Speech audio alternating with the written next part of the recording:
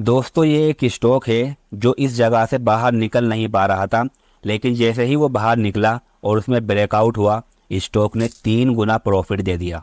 ऐसे ही यहाँ पर देखिएगा, ये स्टॉक है जो इस जगह से बाहर नहीं निकल पा रहा था, ऊपर नहीं निकल पा रहा था, लेकिन जिस दिन ये बाहर निकला, इसमें ब्रेकआउट हुआ, ये स्टॉक डबल हो गया।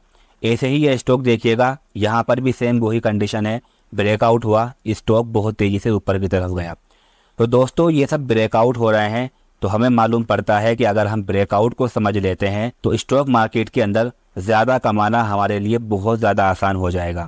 तो हेलो दोस्तों, मैं ज़ुबैर अहमद और आज की वीडियो के अंदर हम टेक्निकल एनालिसिस के सबसे इम्पोर्टेंट पार्ट ब्रेकआउट और ब्रेकडाउन की बात करेंगे। तो दोस्तों जब भी स्टॉक ऊपर जाता है तो उसमें हमेशा हमें एक चीज़ मिलती है, वो होता है ब्रेकआउट। तो अगर हम ब्रेकआउट को समझ लेते हैं तो हमेशा हम ऊपर जाते हुए स्टॉक को समझ सकते हैं कि इसमें क्या चल रहा है और इसमें क्या हो सकता है, और वहाँ पर अपना बड़ा प्रॉफिट ले सकते हैं। चार्ट एक्सपर्ट नाम से हमारी टेक्निकल एनालिसिस की ये वीडियो चल रही है, ये हमारी आज की 7वीं वीडियो होगी। दोस्तों सबसे पहले समझते हैं ब्रेकआउट और ब्रेकडाउन क्या होता है। जैसे कि नाम से ही पता लग रहा है, ब्रेक होना मतलब कोई ऐसा एरिया, कोई ऐसी जगह जहाँ पर स्टॉक नहीं जा रहा था, लेकिन उस एरिया को तोड़ करके, उस एरिया को ब्रेक करके स्टॉक वहाँ चला जाता है। सबसे पहले बात करते हैं ब्रेकआउट क्या होता है। तो देखिएगा, जब स्टॉक लिमिटेड एरिया में काम करना शुरू कर देता है, कोई एक ऐसा एरिया होता है जहां से स्टॉक ऊपर नहीं निकल पाता है। जैसा कि आप लोग चार्ट में देखिएगा, स्टॉक ऊपर नहीं निकल पा रहा है, बार बार इस जगह पर टच हो रहा है, नीचे गिर रहा है, टच हो रहा है, नीचे गिर रहा है। तो ऐसे आपको चार्ट के अंदर 1 बार, 2 बार, 3 बार, 5 बार अलग अलग तरीके से दिखाई दे सकता है। तो ये एक जगह पर टच हो रहा है, नीचे आ रहा है, तो इस जगह पर ये टच होकर के बार बार नीचे आ रहा है, हम उस जगह पर लगा लेते हैं एक लाइन। और जो ये लाइन मैंने लगाई है, ये जो एरिया है, इस एरिया को बोलते हैं रेजिस्टेंट एरिया। मतलब कि स्टॉक का प्राइस बार बार यहाँ से रेजिस्टेंट लेकर के नीचे की तरफ गिर रहा है, और जैसे ही वो स्टॉक का प्राइस इस जगह से बाहर निकलता है तो कहा जाता है कि स्टॉक में ब्रेकआउट हुआ है। ठीक है, इसी को बोलते हैं ब्रेकआउट। ऐसे ही सेम दोस्तों यहाँ पर देखिएगा, एक स्टॉक है जो बार बार नीचे की तरफ निकलने की कोशिश कर रहा है, लेकिन बार बार इस एरिया से टकरा करके ऊपर की तरफ जा रहा है, इस एरिया से नीचे नहीं निकल पा रहा है। तो मैंने यहाँ पर लगा दी है ये लाइन। अब इस एरिया पर जहाँ मैंने लाइन लगाई है, इसको बोलते हैं सपोर्ट। तो आपको ये रेजिस्टेंस और सपोर्ट ये बहुत ज़्यादा सुनने को मिलेगा जब भी आप टेक्निकल या चार्ट प्राइस के बारे में देखोगे। इस जगह से नीचे नहीं निकल पा रहा है, सपोर्ट ले लेकर बार बार ऊपर जा रहा है, लेकिन जैसे ही वो सब इस जगह से नीचे निकलेगा, वैसे ही हम बोलेंगे कि अब ब्रेक डाउन हो गया है, मतलब कि उस एरिया को तोड़ करके स्टॉक नीचे आ गया है। तो ये सिंपल सी डेफिनेशन है, या समझ सकते हो कि ब्रेकआउट और ब्रेक डाउन क्या होता है।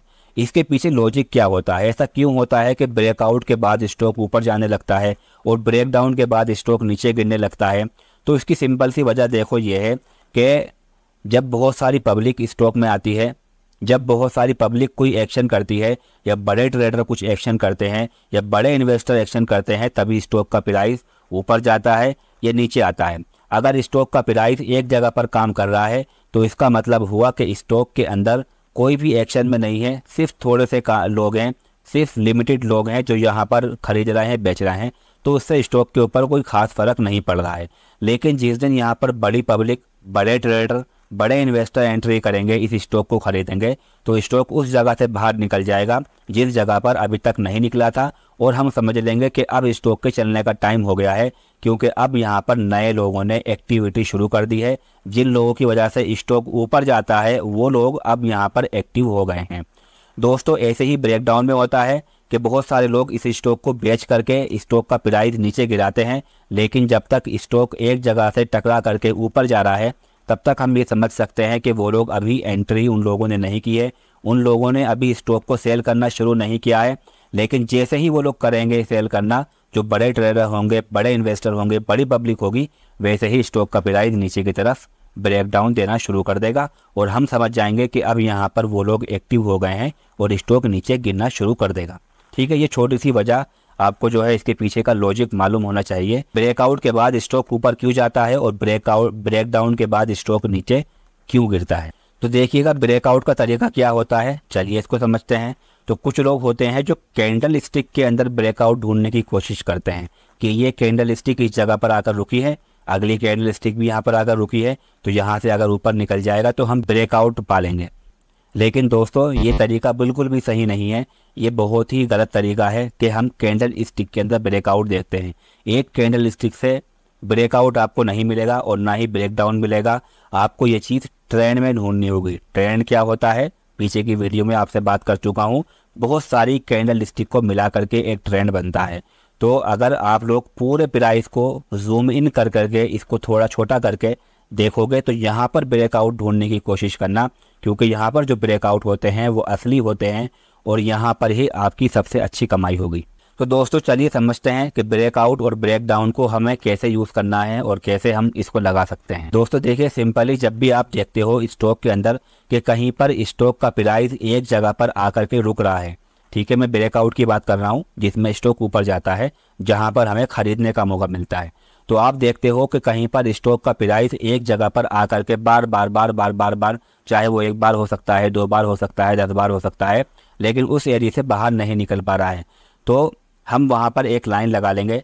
लाइन लगाने का तरीका ये होगा कि हम लोग ट्रेडिंग व्यू चार्ट के अंदर इस वाले ऑप्शन में जाएंगे और यहाँ पर क्लिक करके लिखा हुआ है हॉरिजॉन्टल लाइन, यहाँ पर क्लिक कर लेंगे।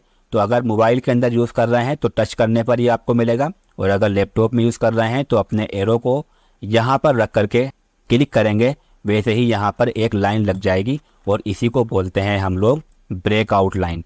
तो जब भी स्टॉक का प्राइस इस तरह से आपको दिखाई दे कि एक जगह रुक गया है और यहाँ से ऊपर नहीं निकल पा रहा है, वहाँ पर आप लोग एक लाइन लगा लेना और वहाँ से जब भी स्टॉक ऊपर जाएगा तो हम समझ लेंगे ब्रेकआउट हो गया है। अच्छा, ये मैंने आपको बताया एक तरीका कि जिसमें स्टॉक का प्राइस सीधा खड़ा हो जाता है और उसमें हमको इस तरह की लाइन लगानी पड़ती है। लेकिन दोस्तों कभी कभी आपको वो एरिया नहीं मिलेगा जहाँ पर स्टॉक के अंदर एक जगह पर रुकने वाली जगह बन रही हो। वहाँ पर हो सकता है कि आपको एकदम से स्टॉक नीचे गिरता हुआ दिखाई दे और फ़ौरन ही ऊपर जाता हुआ दिखाई दे। तो दोस्तों ऐसी कंडीशन में हमें 2 काम करने चाहिए। पहला काम तो ये करना चाहिए कि हमें छोटा टाइम फ्रेम ओपन करना चाहिए, ठीक है, जैसा कि आप लोग चार्ट में देख रहे हैं। तो यहाँ पर आपको प्रॉपर वो चीज़ मिल जाएगी जहाँ से आप लोग वो जगह ढूंढ पाओगे जहाँ पर स्टॉक एक जगह पर आकर रुक रहा है। देखिएगा ये आपके सामने चार्ट, ठीक है। दूसरा तरीका ये होता है कि अगर आपको वो जगह नहीं मिल रही है तो छोटा टाइम फ्रेम ओपन करना है, और दूसरा काम आपको ये करना है कि वहाँ पर आपको लगानी है ट्रेड लाइन। ये भी ब्रेकआउट और ब्रेक डाउन का एक तरीका है। तो ट्रेड लाइन में हम लोग ये देखते हैं कि गिरते हुए स्टॉक कहाँ पर जा कर के टच कर रहा है। तो ऐसी जगह हमें ढूंढनी है जहाँ पर बार बार टच करके स्टॉक और नीचे और नीचे और नीचे गिर रहा है। फॉर एग्जांपल के लिए यहाँ पर हमने चार्ट में देखिएगा लगाया हुआ है, स्टॉक इस जगह पर बार बार टच कर रहा है और नीचे की तरफ गिर रहा है, तो हमने यहाँ पर लगा ली ट्रेड लाइन। ट्रेड लाइन लगाने का तरीका भी वही है, ट्रेडिंग व्यू वेबसाइट पर जाना है, इस ऑप्शन पर क्लिक करना है और अब के हमें यहाँ से चूज़ करना है ट्रेड लाइन। हमें कहाँ से लेकर कहाँ तक लगानी है, उस जगह पर टच करना है पहले, और फिर इस लाइन को खींच करके यहाँ तक हम जहाँ तक हमको लगाना है, जिस एरिया में रखना है वहाँ पर रख देंगे। ये तरीका है ट्रेड लाइन लगाने का। तो अब जब भी स्टॉक इस जगह से बाहर निकलेगा तो हम समझेंगे कि यहाँ पर ब्रेकआउट हुआ है, ठीक है। तो 2 तरीके हैं ब्रेकआउट के, एक तो तरीका ये हो गया है और दूसरा तरीका ये हो गया है। आप चाहो तो दोनों का यूज़ कर सकते हो, एक अच्छी कन्फर्मेशन आपको मिलेगी। अगर दोनों जगह से ब्रेकआउट आपको मिल रहा है तो ये एक अच्छी और एक स्ट्रॉन्ग कन्फर्मेशन है जहाँ से स्टॉक बहुत ज़्यादा ऊपर जा सकता है और आप एंट्री कर सकते हो।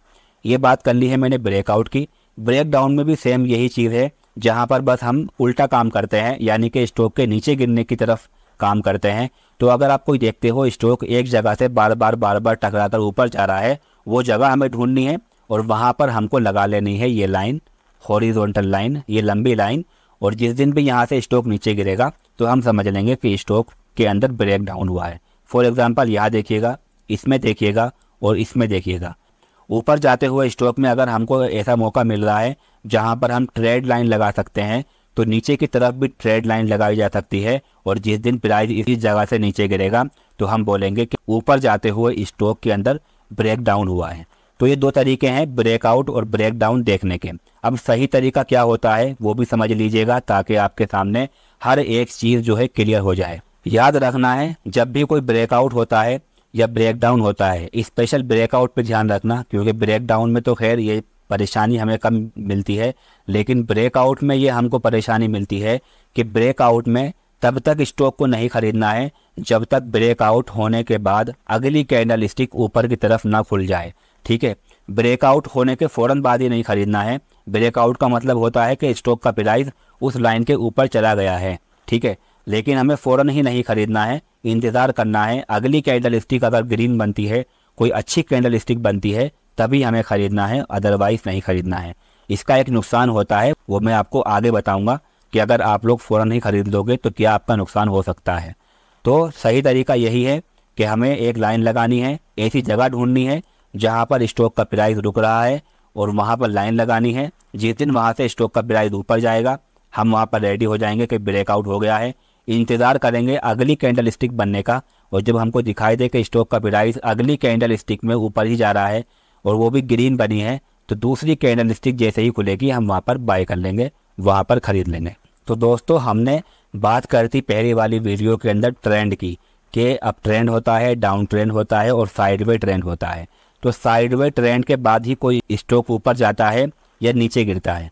तो बेटर होगा कि आपको जहाँ पर स्टॉक एक जगह पर रुक गया है, वहाँ पर जाकर के आपको ब्रेकआउट और ब्रेकडाउन ढूंढना चाहिए। वही सबसे बेस्ट और सबसे सही तरीका है ब्रेकआउट और ब्रेकडाउन ढूंढने का। जहाँ पर स्टॉक का प्राइस आपको लग रहा है कि ये ना तो ज़्यादा ऊपर निकल पा रहा है और ना ही ज़्यादा नीचे निकल पा रहा है, वो जगह पर आपको लाइनें लगानी है। फॉर एग्जांपल के लिए चार्ट में देखिएगा, ये स्टॉक एक जगह पर रुक गया है, यहाँ से ना तो ऊपर निकल पा रहा है और ना ही नीचे निकल पा रहा है।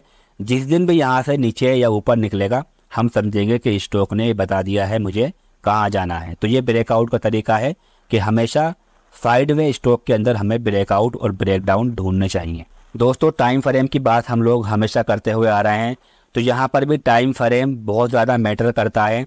अगर आपने छोटे टाइम फ्रेम के अंदर ब्रेकआउट किया है, आपको कन्फर्मेशन मिली है कि स्टॉक ऊपर जाएगा, तो वहाँ पर आपको याद रखना होगा कि छोटे टाइम फ्रेम पर ब्रेकआउट हुआ है तो वहाँ काम बहुत छोटा ही होगा। बहुत जल्द ही स्टॉक नीचे भी आना शुरू कर देगा, आपका जो प्रॉफिट होगा वो भी बहुत छोटा सा ही होगा। तो वहाँ जल्दी काम होगा, ब्रेकआउट होगा, स्टॉक ऊपर जाएगा और फिर नीचे आने की तैयारी कर लेगा। और जितना बड़ा टाइम फ्रेम होगा, एक दिन का, एक हफ्ते का, एक महीने का, तो वहाँ पर चीज़ें महीनों महीनों चलती हैं और सालों सालों चलती हैं। तो इस चीज़ का ध्यान रखना कि टाइम फ्रेम में ब्रेकआउट और ब्रेकडाउन की स्पीड और वहाँ पर मिलने वाले रिटर्न में फ़र्क होता है। ठीक है, ऐसा नहीं है कि आपको स्टॉक खरीदना है 5 दिन के लिए और आप ब्रेकआउट ढूंढ रहे हो एक हफ्ते के चार्ट पर, और ऐसा नहीं होना चाहिए कि आपको स्टॉक लेना है कई सालों तक के लिए और आप ब्रेकआउट ढूंढ रहे हो 1 मिनट के चार्ट पर। 1 मिनट के चार्ट पर तो आपको रोज़ाना बहुत सारे ब्रेकआउट हर जगह पर मिल जाते हैं, तो वहाँ पर काम भी छोटा होता है। स्टॉक खरीदा, ऊपर गया, थोड़ा सा ऊपर गया और उसके बाद फ़ौरन नीचे गिरना शुरू कर देगा। तो ये ध्यान रखना, ब्रेकआउट और ब्रेक डाउन में टाइम फ्रेम बहुत मैटर करता है। दोस्तों, अब बात कर लेते हैं सबसे इम्पोर्टेंट बात। देखो, ब्रेकआउट कितना आसान है समझना, कि अगर किसी जगह पर स्टॉक रुक रहा है, वहाँ से ऊपर निकला तो खरीद लो। तो ऐसा अगर इतना आसान होता तो हर कोई खरीद लेता। दोस्तों, ब्रेकआउट याद रखना कि बहुत बार हमें फेक कन्फर्मेशन भी देता है। जैसा कि मैंने आपको पहली वीडियो में बताया कि टेक्निकल एनालिसिस कोई गारंटी नहीं लेता है, इसी तरह से आपके सामने जो ब्रेकआउट और ब्रेकडाउन होते हैं, ये भी कोई गारंटी नहीं लेते हैं कि ब्रेकआउट के बाद स्टॉक ऊपर जाएगा ही जाएगा और ब्रेकडाउन के बाद स्टॉक नीचे गिरेगा ही गिरेगा। हाँ, लेकिन ये आपकी चीज़ों को थोड़ा एडवांस, बहुत ज़्यादा अच्छा और बहुत आसान कर सकते हैं, लेकिन इसका मतलब ये बिल्कुल नहीं है कि आप हमेशा ब्रेकआउट पर खरीदेंगे ही खरीदेंगे। और भी बहुत सारी चीज़ें हमें ब्रेकआउट के बाद देखनी चाहिए। तो जब ब्रेकआउट हो रहा हो तो वहाँ पर फेक ब्रेकआउट भी होता है। बहुत बार जो लोग छोटे टाइम के लिए काम करते हैं उन्हें ये चीज़ मालूम होगी कि बहुत बार जो है ना, ऑपरेटर भी ब्रेकआउट क्रिएट करता है ताकि सब लोग इस स्टॉक को खरीद लें, और जब वो स्टॉक ऊपर चला जाता है तो ऑपरेटर उसको बेच देता है और 1 सेकंड के अंदर सारा स्टॉक नीचे गिर जाते हैं। तो फेक ब्रेकआउट भी होता है और फेक ब्रेकडाउन भी होता है। तो फेक ब्रेकआउट और फेक ब्रेकडाउन पहचानने का क्या तरीका है? तो जैसा कि मैंने आपको शुरू में बताया कि हमें कभी भी ब्रेकआउट होते के साथ ही ना तो खरीदना है और ब्रेकडाउन होते के साथ ही ना हमको बेचना है। ठीक है, हमें अगली कैंडल स्टिक का इंतज़ार करना होता है। अगर हम देखते हैं कि ब्रेकआउट हो चुका है तो अभी हमें इंतज़ार करना होगा अगली कैंडल स्टिक का, जिसको मैंने अभी थोड़ी देर पहले आपके सामने एक्सप्लेन कर दिया है। तो फेक ब्रेकआउट पता करने का ये पहला तरीका है। और दूसरा तरीका हमारे सामने आता है कि हम आगे के और पीछे के टाइम फ्रेम को खोल करके देख लें। हो सकता है कि एक दिन के टाइम फ्रेम पर आपको ब्रेकआउट मिल रहा हो, लेकिन एक महीने के टाइम फ्रेम पर ब्रेकआउट ना हुआ हो सकता है कि एक हफ्ते के टाइम फ्रेम पर आपको ब्रेकआउट ना मिल रहा हो। फॉर एग्जांपल के लिए ये स्टॉक देखिएगा, इसके अंदर यहाँ पर जो है ब्रेकआउट भी हुआ और स्टॉक ऊपर भी गया, ठीक है, लेकिन स्टॉक फिर दोबारा नीचे गिरने लगा। जब ब्रेकआउट हुआ तो स्टॉक ऊपर क्यों नहीं गया? तो हम जब इसका अगला टाइम फ्रेम खोलकर देखते हैं तो क्या आपको यहाँ पर ये दिखाई दे रहा है कि यहाँ पर जो मैंने बात कही थी कि कैंडल स्टिक अगली ग्रीन ओपन होनी चाहिए, तब तक हमको नहीं खरीदना है। क्या ये वीकली चार्ट के ऊपर हमको दिख रहा है? बिल्कुल नहीं दिख रहा है। मतलब कि यहाँ पर ब्रेकआउट तो हुआ है लेकिन वो फेक हुआ है और हमें डेली के चार्ट पर दिखाई दे रहा है कि ब्रेकआउट हुआ है। तो जैसे ही हम वीकली टाइम फ्रेम ओपन कर रहे हैं तो हमें मालूम पड़ रहा है कि एक्चुअल में ब्रेकआउट अभी नहीं हुआ है। यहाँ पर जब तक वीकली टाइम फ्रेम के अंदर भी अगली कैंडल स्टिक ग्रीन ना बन जाए तब तक हम उसको ब्रेकआउट नहीं मान सकते। लेकिन आगे देखिएगा, ये हुआ है सक्सेसफुल ब्रेकआउट और स्टॉक अब ऊपर की तरफ जा रहा है। तो देखिए, रुकावटें होती हैं। अगर आप लोग कोई टाइम फ्रेम पर देख रहे हो कि वहाँ पर स्टॉक बोल रहा है ऊपर जाने के लिए, लेकिन अगले टाइम फ्रेम के अंदर या पिछले टाइम फ्रेम के अंदर कुछ रुकावट है, ब्रेकआउट नहीं बना है या ऊपर कुछ और हाई बन रहा है, तो पहले आगे और पीछे के टाइम फ्रेम को ओपन करके देख लें कि वहाँ पर सब कुछ क्लियर है या नहीं है, जिससे आप बहुत ही आसानी से फेक ब्रेकआउट को भी पहचान लोगे और फेक ब्रेकडाउन को भी पहचान लोगे। इसके अलावा ये एक स्टॉक और है, यहाँ पर देखिएगा कि स्टॉक ऊपर की तरफ गया और जैसे ही हमने इसके अंदर देखा कि ब्रेकआउट हो चुका है लेकिन स्टॉक नीचे की तरफ गिरा।